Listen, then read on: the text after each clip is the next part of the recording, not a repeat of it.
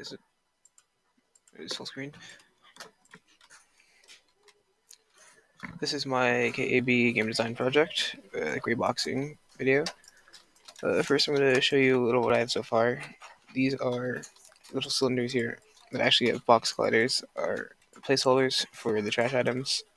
They specifically have box colliders and not cylinder colliders because otherwise they would move around and roll, which just kind of defeats the point because they do have physics. They have rigid bodies.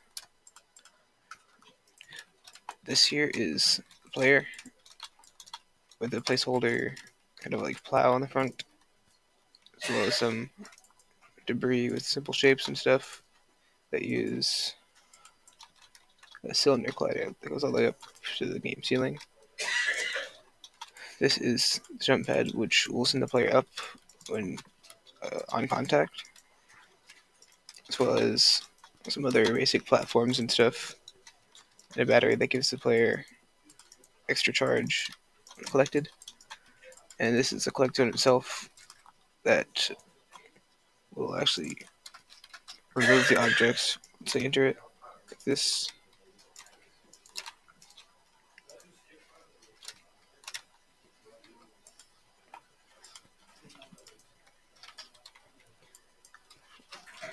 One of my peers said that the level of stuff kind of felt sort of empty, and that I should increase the amount of stuff in it like this here. So I duplicated it, and I do think it looks a lot more lively now. The theme of the game is what happens when trash is piled up and never cleared. It makes the environment a lot less visually appealing and just generally more cluttered. The genre is strategy because you need to strategize which one of these to get the most efficient way possible, the most efficient path without running out of power. The audience is for people that like more casual games, less intense, and a strategy. The key pillars are strategy, planning, and thought. Some of the features of the game shown here is being able to use things like this jump pad over here. And upon contact, it will send me up here. So I get up there. Originally, it was a ramp, but because the player object doesn't actually have 360 degrees of rotation, it's constrained to all that, because otherwise it would fall over and then it would get soft locked. It would do this, and then you're kind of stuck. Funny, but not practical. And now I'm upside down. Oh. And because of that, I decided it would be more fitting to just add kind of a booster pad. It also is just more fun. Oh.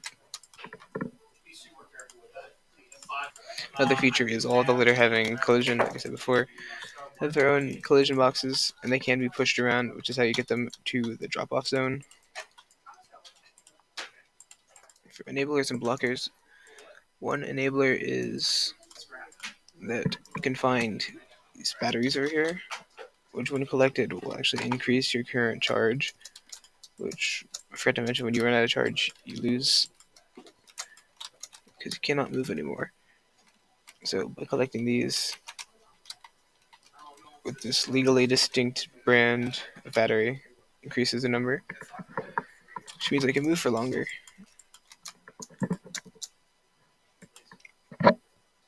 A blocker is obviously running out of power. Another one is some obstacles will try to push you off the edge or push you away from things, making you either take it the long way or have to retrace your steps, which can be wasteful for your power. And that would be the win and loss conditions. Win condition being you get all of the objects, all the litter collected into the zone. Loss being you run out of power before you can actually finish that goal.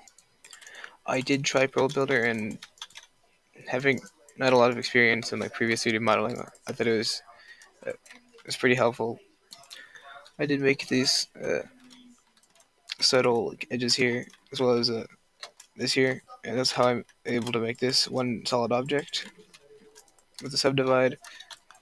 I'll probably be using that for the rest. I have some models that I'm working on. I'm probably going to use that for like the finished design for the official trash objects and the player model, because it's just using basic shapes right now. I think as a beginner who doesn't use things like Blender, I think it's pretty helpful.